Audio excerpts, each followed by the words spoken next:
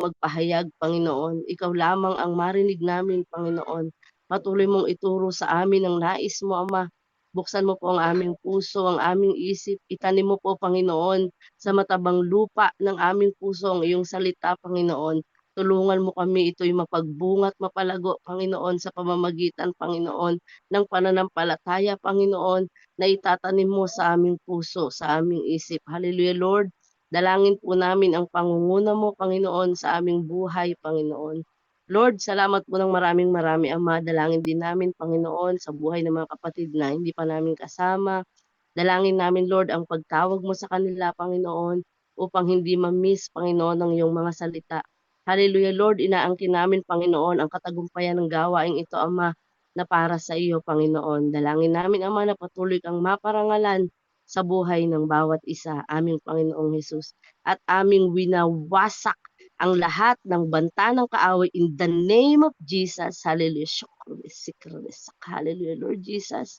Salamat po ng maraming marami, Ama. Lord, tanging sa iyo lamang ang lahat ng parangal, papuri, paglulhati sa nag-iisang pangalan ng aming Panginoong Hesus na aming tagapagligtas. Amen. Yes, hallelujah.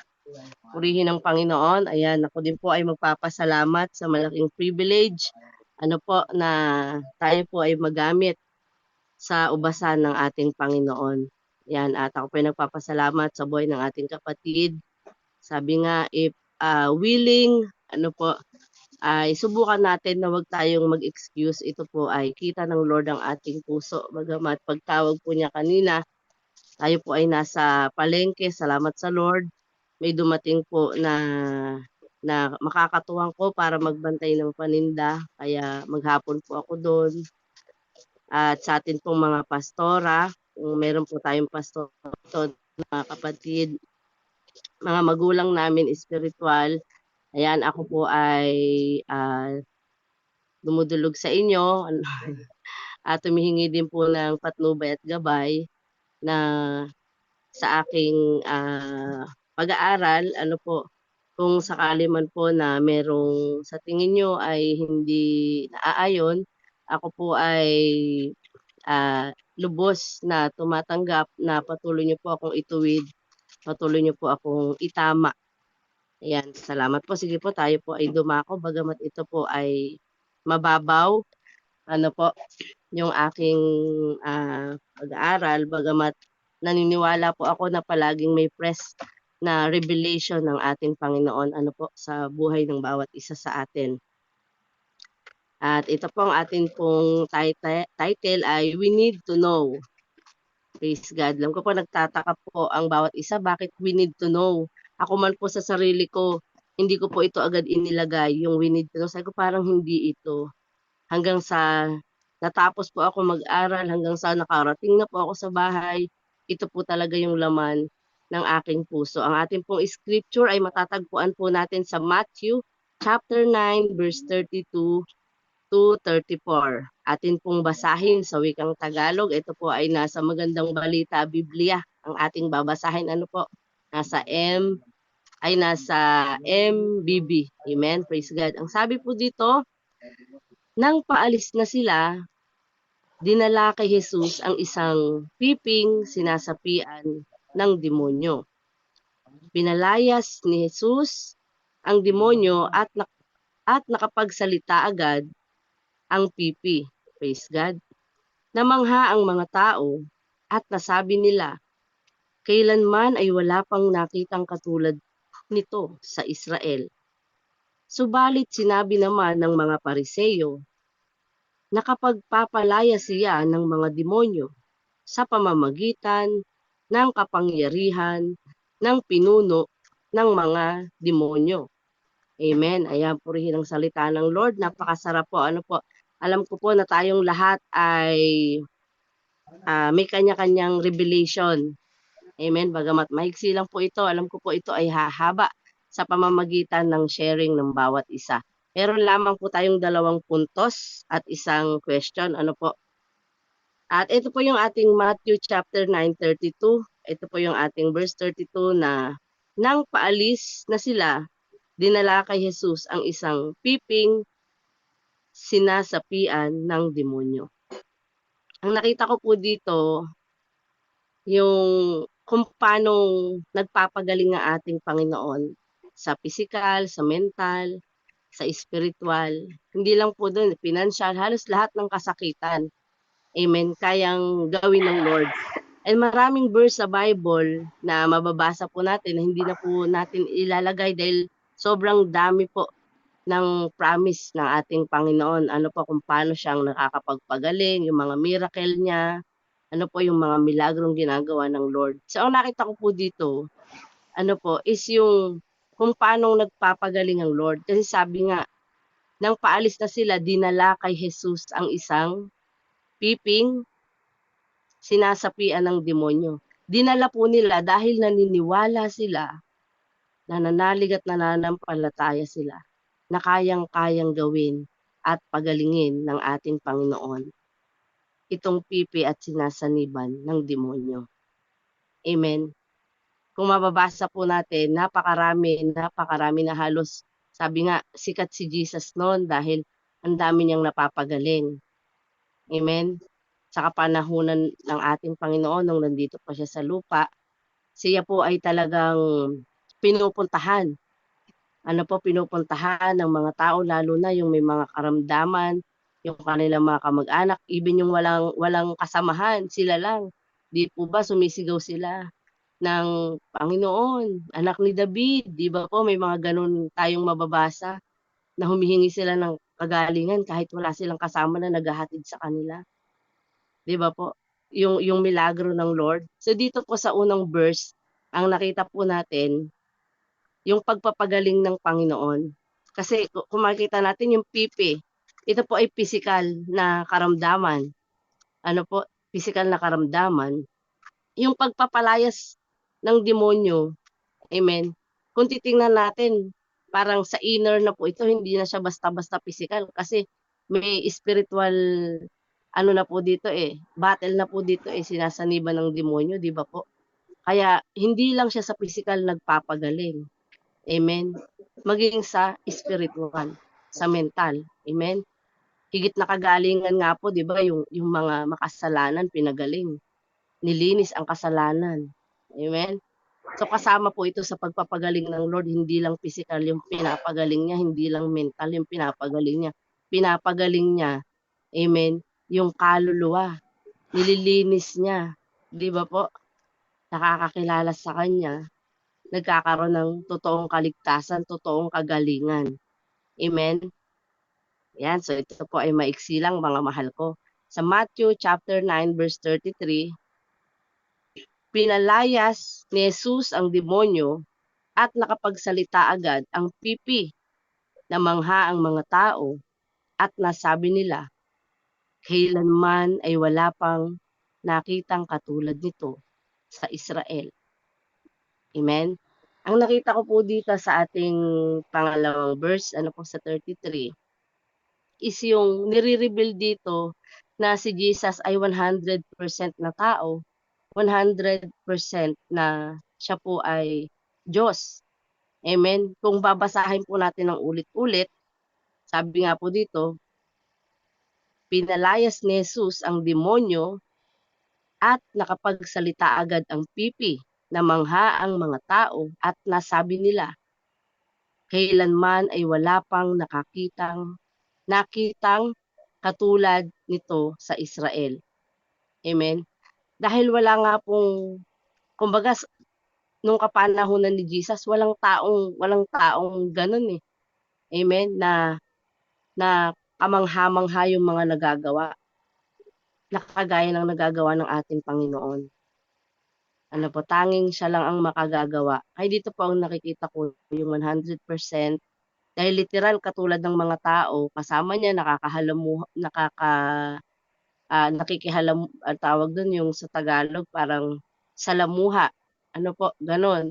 Magkakasama, parang kung titingnan, literal naman tao siya, may dugo, 'di ba po? Kung paano kumikilos yung mga tao, gano'n din, same. Kaya 100% na tao siya. Ang pinagkaiba, 100% na Diyos siya. Dito ko po yun nakita at alam ko po na nakikita rin ng bawat isa sa atin. Ano po, yung 100%. ng ating Panginoon, na talagang siya lang bukod tangi. Amen.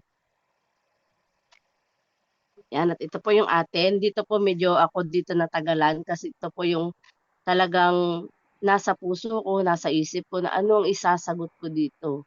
Paano 'to? Ano yung sagot dito? Amen. Kasi yung unang verse po, yung 32 and 33, halos karamihan po sa atin, alam na alam natin yung mga miracle ng Lord. Alam natin na si Lord ay naging tao, alam natin si Lord ay totoong Diyos, alam natin na 100% Diyos siya, 100% human siya. Alam natin na nagpapagaling siya, lahat ng miracle, marami. Alam natin, ano po mga kapatid. Pero kung bubulay-bulayin po natin katulad nitong tanong po dito, dito po talaga, to be honest, ako nagtanong kay Jesus. Ito po yung nagrema sa puso ko na parang ang hirap sagutin kung hindi natin bubulay-bulayin ang salita ng Lord. Ang sabi po sa Matthew chapter 39 verse 34, subalit sinabi naman ng mga Pariseo na kapag papalaya siya ng mga demonyo sa pamamagitan ng kapangyarihan ng pinuno ng mga demonyo. Sa ibang verse po ito or sa ibang version, ano po, ay ang nakalagay po diyan ay si Beelzebul. Yun po yung wikang demonyo, Beelzebul po sa ibang version. Kung mababasa po natin, alam ko po sa iba nabasa niyo na po yun. Sabi ko po, ang tanong dito kung makikita niyo po kaya 2 points lang po yung nakalagay. Dito po kasi ito yung laman ng puso ko. Jesus said, "What's on your mind?" Ano yung nasa isip mo ngayon? Sa sinabi ng Pariseo kay Jesus.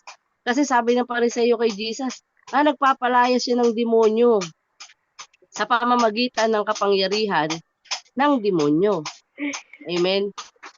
Or sa pamamagitan ng kapangyarihan ni Beelzebul.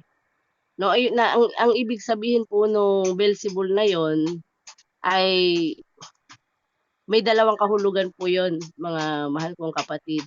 Ano po, yung bell po, yun po ay kinuha sa sa ano ho ni Baal, ni Baal. Yung sibol po nung panahon ng sa Kanineo, kumbaga pinagsama po 'yan at alam ko po tutulungan po ako ng ating mga nanay pastora na mas elaborate pa. Ano po, ito pong pangalan nito na Beelzebul, ito po ay kasuklam-suklam na pangalan. Sila po yung matatawag na pinagsanib na pangalan ng Diyos-Diyosan ng karumihan.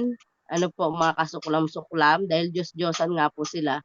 Sila po ay tinuturing na marumi at ang pinakaano po diyan sa ibang version mababasa niyo po, yang demonyo at Beelzebul ay nagngangalang Satanas din po yung tawag sa kanila. Amen. So, nakita ko po dito sa verse 34, mga mahal ko, kung paano ininsulto ng Pariseo si Jesus. Amen. Paano ininsulto nila na sinasabi nila na, ay nakakapagpalayas yan ng demonyo sa pamamagitan ng kapangyarihan ng demonyo. Di po ba napakalaking pang-iinsulto sa ating Panginoon na gano'n ang sabihin ng Pariseo? And dito din po na-reveal sa akin, para sa akin na-reveal yung laman ng puso ng Pariseo dahil meron siyang inggit sa ating Panginoon. Ano po, yung Pariseo dahil nga hindi sila naniniwala kahit nakikita na nila, ayaw nila. Ano po, kumbaga, dito habang binabasa ko po, actually kanina nasa palengke po ako, maraming may paninda kami. Sabi ng nanay ko sa akin, "Anak, yung tinda mo ganun ganito." "Opo nay, nandiyan naman yung anak ko, ganito ganyan." Pero yung laman po ng utak ko, itong Matthew 9:34. Nag-aayos ako ng isda, ang laman ng utak ko, Matthew 9:34. Maglalakad ako, ang laman ng utak ko, Matthew 9:34. Sabi ko, Lord, ano po ang sagot? Bakit sinabi yun ng Pariseo? Ano ang sinagot mo sa Pariseo, Jesus? Iyon po yung laman ng puso ko kanina. And alam ko po sa bawat isa sa atin, yun din po yung tanong nyo. Ano po, yun din po yung tanong ng puso nyo. Ano yung sinagot ni Jesus sa Pariseo? Amen. Or tayo sa sarili natin, Ano kaya ang maaaring isagot ni Jesus sa Pariseo? Bakit sinabihan siya ng gano'n? May pinahiya siya sa mga tao. At alam naman po natin na ang mga tao nung panahong yun ay naniniwala kay Jesus na si Jesus, amen, ay anak ng kataas-taasang Ama, kataas-taasang Panginoon. Amen. Alam natin na siya'y Diyos at alam ng mga tao nung panahon niya na siya'y Diyos. Amen.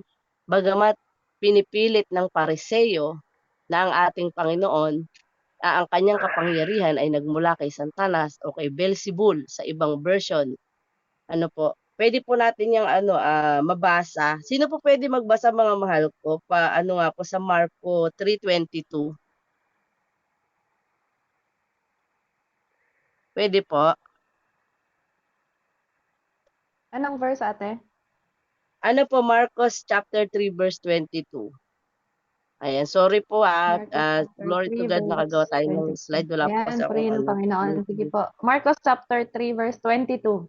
Sinabi naman ng mga tagapagturo ng kautusan na galing sa Jerusalem, sinasapian siya ni Beelzebul na kapagpapalaya siya ng demonyo sa pamamagitan ng kapangyarihan ng pinuno ng mga demonyo. Amen. Amen, praise God. Salamat po, Ate Nika, glory to God.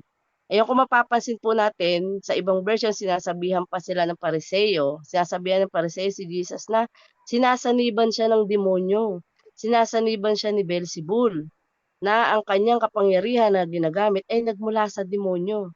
Kaya ang laging laman ng isip ko, ano ang sagot ni Jesus? Alam niyo po, nasa palengke ako, kanina, sabi ko, paano to? Paano ko to sasagutin, Lord? Naalala ko noon, meron akong nabasa noon, pero hindi ko matandaan kung saang verse. Lord, saan po ba 'yun sa Gawa? Lord, saan po ba 'yun sa Matthew? Ano po, nakikipag-usap ako kay Lord sa kabila ng andun kami sa palengke, nandun yung paghahanap buhay namin. But alam niyo po mga mahal ko, ang Lord tunay nga na tumitingin sa puso natin. Ang Lord tumitingin sa laman ng puso natin. Amen. Dati po 'pag nag-message sa'kin si ate, nasa palengke ako, takot ako na mapagalitan ako ng nanay ko. 'Pag nasa palengke ako, takot ako na hindi ko asikasuhin yung tinda ko. Pero nung nag-message po siya kanina, sabi nga, "Obedience better than sacrifice." Kailangan kong sumunod. Amen. "Ate, mensahe ka." Kahit nasa palengke ako, sabi ko po, "Amen." Sige po. Pero hindi ko po alam kung paano ako magmemensahe, paano magme-meditate, paano gagawin. Pero alam niyo po, 'pag tayo'y humingi talaga ng gabay sa ating Panginoon, tunay po na walang imposible sa Diyos. Hindi ko po alam, Lord, hindi ako marunong, hindi ko alam ang gagawin, Lord. Ano po, Panginoon, ang gagawin ko? Bigyan mo po ako ng karunungan. Wala po akong alam. Alam niyo po, para sa akin, napakalaki ng pagpapala na sumagot ang Panginoon. Sa pamamagitan ng panalangin, sinagot po ako ni Lord. Yung tanong na hindi ko masagot-sagot sa sarili kong kaparaanan, hindi ko po talaga kaya. Alam niyo po yung answer ng Lord, mababasa natin sa Matthew chapter 12, verse 23 to 28. Pa-help nga po mga mahal kong mga kapatid.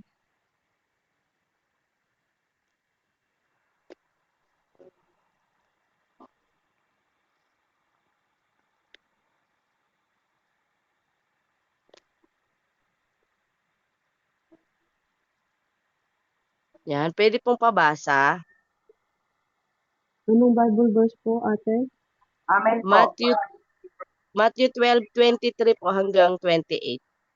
Matthew 12, verse 23 to 28.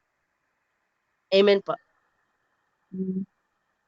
Namangha ang lahat at sinabi nila, ito na kaya ang anak ni David? Nung marinig ito ng mga Pariseo, sinabi nila, nakapagpapalaya siya ng mga demonyo sa pamamagitan ng kapangyarihan ni Beelzebul, ang pinuno ng mga demonyo.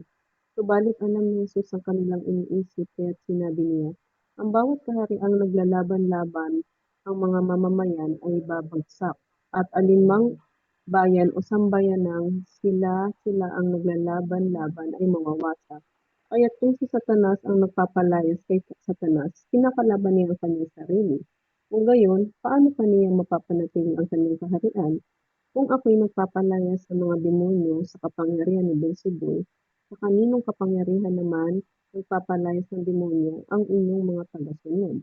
Ang ginagawa nila ang magpapatunay na maling-mali kayo. Ngunit kung ako'y nagpapalayas ng mga demonyo sa kapangyarihan ng Espiritu ng Diyos, nangangahulugang ang dumating na sa inyo ang kaharian ng Diyos. Amen. Praise God. Purihin ng Panginoon. Salamat po sa pagkabasa. Ayan, napakalinaw po ano. Ako po hindi ko alam ang isasagot. Ano po kaya kako yung sagot ni Jesus sa Pariseo? And malinaw po na sinabi. Amen. Sabi ni Jesus, kung si Santanas, amen, kung ano po natin, no, i-elaborate natin, pagkukwentuhan natin, ay palalayasin niya yung kapwa niya. Amen. Yung kapwa halimbawa, ang demonyo ay magpapalayas ng kapwa niya demonyo, eh, parang kinakalaban niya yung sarili niya, 'di po ba? Paano silang magkakaayos or paano sila magsasanib, eh, kinakalaban niya yung sarili niya. Amen?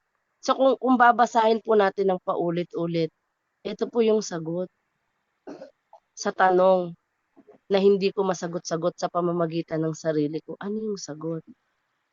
Kung babasahin natin 'tong Matthew 12:23-28, napakalinaw po na ang Panginoon mismo ang sumagot sa katanungan ng bawat isa sa atin. Amen. Sa tanong ng Pariseo, sa sinasabi ng Pariseo sa kanya, sa panglalait ng Pariseo, amen, sa pangiinsulto sa kanya, ito po yung sinagot ng ating Panginoon. Amen. So napakasarap, alam niyo pong reminder sa akin ito, yung mga tanong na 'to. Patuloy na i-meditate ang salita ng Lord day and night. Minsan po kasi nagme-meditate ako night na lang, wala na yung day. Minsan naman nakakapag-meditate ako day, wala na pong night. And minsan naman whole day wala po. Amen. And nakikita po 'yun ni Lord. Wala naman po tayong matatago kay Lord. Ang lahat ay lantad at hayag sa ating Panginoon. Amen.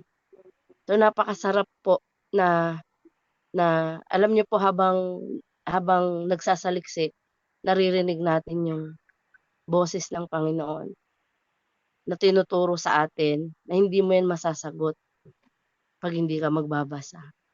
Hindi mo 'yan masasagot 'pag hindi mo ime-meditate. Hindi mo malalaman ang sagot ng Lord 'pag hindi natin ime-meditate yung kanyang salita. Amen. Kaya purihin ang Panginoon. Salamat dahil kaya lang po ako nagkaroon ng time na makapag-aral dahil sa privilege na binigay ng Lord. Alam niyo po lagi kong prayer, Lord, kailan po ulit ako magagamit sa upasan mo? Patawad Lord, lagi akong busy. Patawad Lord, laging ganito, laging gano'n. Pero ang sabi ko, Lord, patuloy mo po akong gamitin.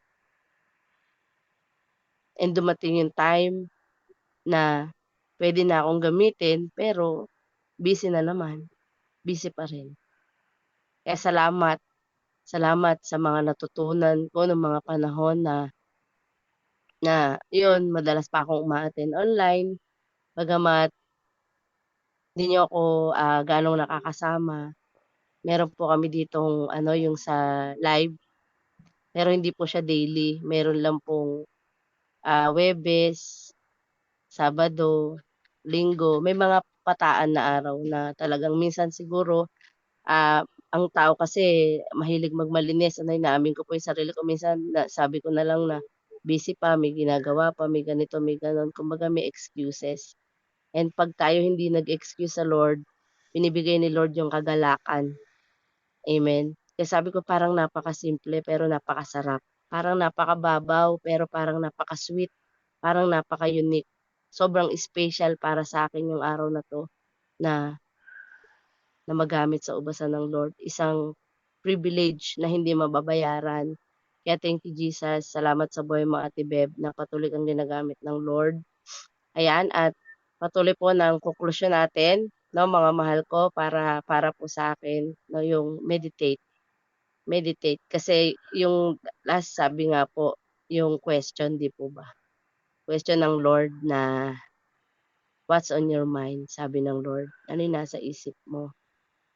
Nasa bawat isa sa'tin, ano yung nasa isip natin nung binasa natin 'tong verse 34. Ito po talaga yung naging parang hindi ko masagot-sagot talaga kaya salamat sa Lord. At sige po, ito po ay ating pag-usapan sa pamamagitan ng sharing ng bawat isa at sa pagbibigay ng karagdagan at pagsasaayos at pag-e-elaborate ng ating mga leader at ng ating nanay pastora. Amen. Sige po, tayo po ay patuloy na dumulog sa ating Panginoon. Hallelujah. Hallelujah, Father God. We praise you, Panginoon. We magnify your name, Panginoon. We glorify your name, Panginoon. Hallelujah, Jesus.